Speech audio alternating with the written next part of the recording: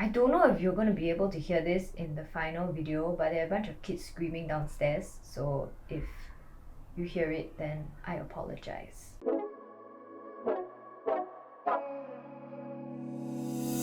Hi guys, this is Annette. So recently I've been doing a bunch of videos where I talk a little bit more about fashion, beauty, and kind of just life in general. And I thought I would just put these videos all together into a whole new series called Growing Up, where I share with y'all some of the best things I've learned on my journey to taking care of myself. So yes, now that I've explained the title sequence, let's get right in. So recently I did this video where I shared a little bit more about some things I wish I knew before I started on my makeup journey. And today I'm doing sort of a follow-up video where I go a little more in depth in the eye makeup, because I think that's the one that I struggled the most with.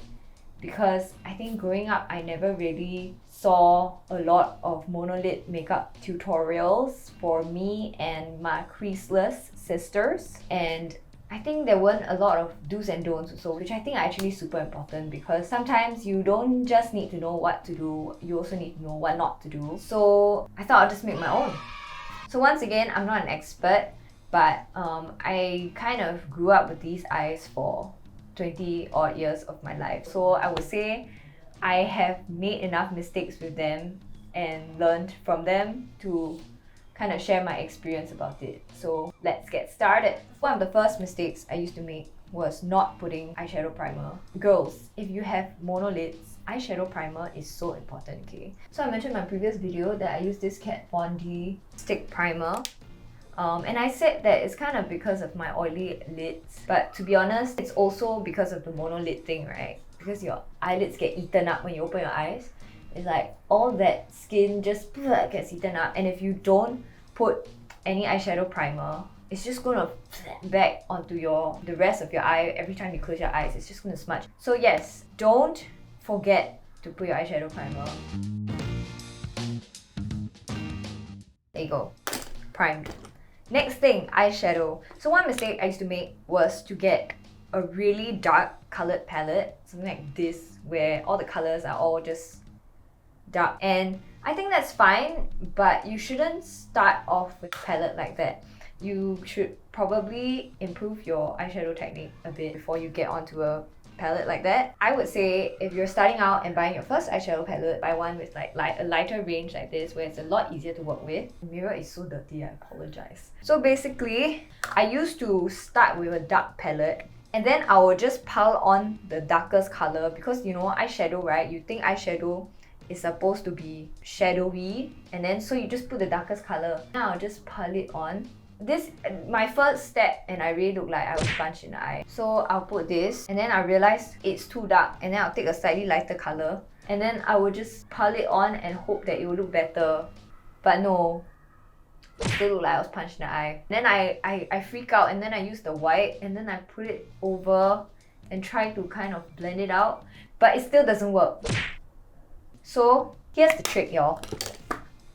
You get the lighter range of your eyeshadow palette, and what you do is you always start with the lighter color first, and then the darker you get, the lesser you put. So what you do is you start from the inner corners, and you can use a brush for this, but usually I'll just use a finger because I want to reach a large area anyway, so my fingers are the perfect surface area.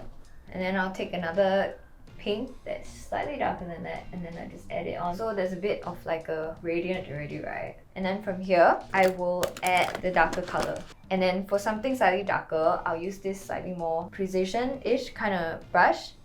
I would add it to the edge. And once again, I mentioned, right, the darker it is, the lesser you put. So now I have kind of 4 colors. I have the sort of white-ish one, and then I have the light pink, I have the dark pink, and then I have the brown over there. Okay, now y'all got it, okay? Don't look like this, see? I look like I was punched.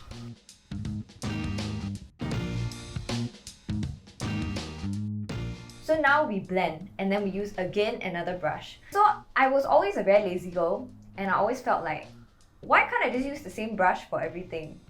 But if you end up with the dark color last with this brush, then you're gonna spread the dark color everywhere around your eye, which is what we do not want, again, I mentioned.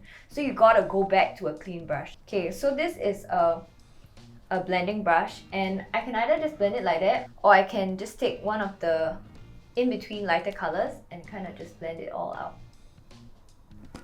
Oh, and here's another tip also, right? I used to hold the brush really close, and then I'll just like pull it on, right? Especially if you're blending. Remember, hold it slightly further away so that it kind of blends and doesn't destroy everything. So let me give you an analogy on why you should hold this further away and then just blend it out lightly. Because imagine you're making a marble cake, right? Then if you take the brush and then you just stir really hard, if you take a spoon and you just stir the batter really hard, then it'll just all mix up in the end and just become one color. But you kind of just want to stir it lightly so you can still see the swirls. So here you see, if you do it lightly, you can still see colors blending out.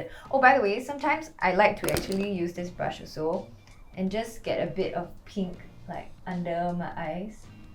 So it's like a pop. Oh! So the next mistake that I used to make was draw like super thick eyeliner. And once again, it's because your eyelid kind of gets eaten. My monolid fam will know. So you see, if you draw it really thin, then you just kind of can't see it at all, basically. It's just impossible. So I'll draw really thick. Like I'll draw like a really thick eyeliner like this.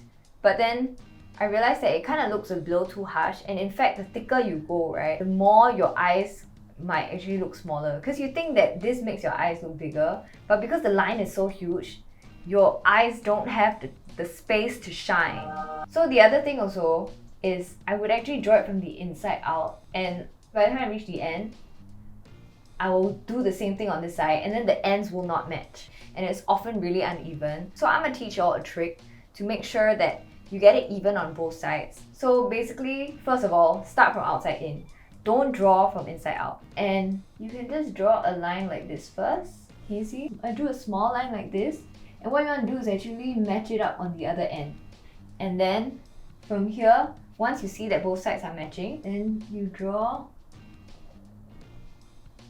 So it's just enough to peek out once your eyes open. What I like to do sometimes is I would actually soften the edge of the line. So I'll use a really tiny, like stippling kind of brush. I will use a brown eyeshadow, and I will actually put it along the edge of the eyeliner so that it softens it a bit. And if you compare this to the previous round, like my eyes look softer, it doesn't feel so hard, if that makes sense.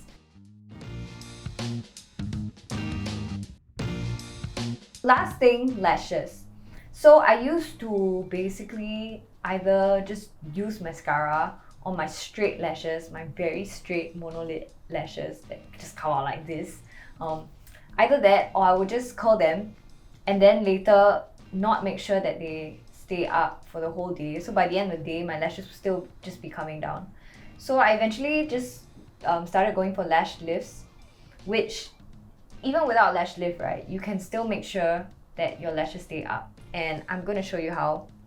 So for the sake of this video's illustration, I'm just going to reverse curl my lashes and then later show you what I do when my lashes are straight. Because right now my lashes kind of still have the effects of my last lash lift. Oh my gosh, I'm crying. Okay, this is the best I can do.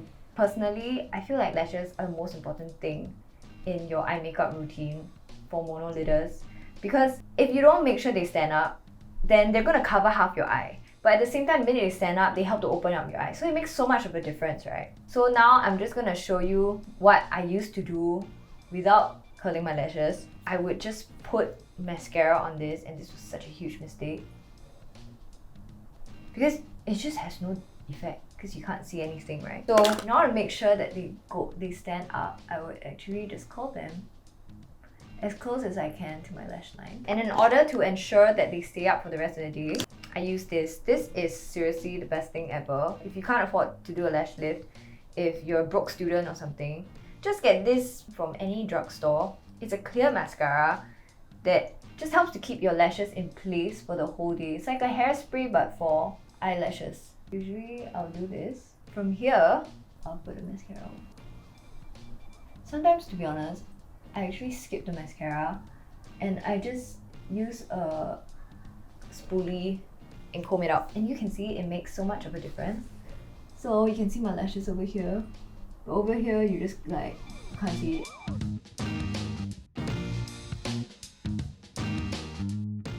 And that's it! So I hope this video is useful for you guys. Just a few disclaimers. You don't have to follow every single step that I mentioned. And some of the steps I actually just swap them out every now and then. Like sometimes I actually do my lashes first.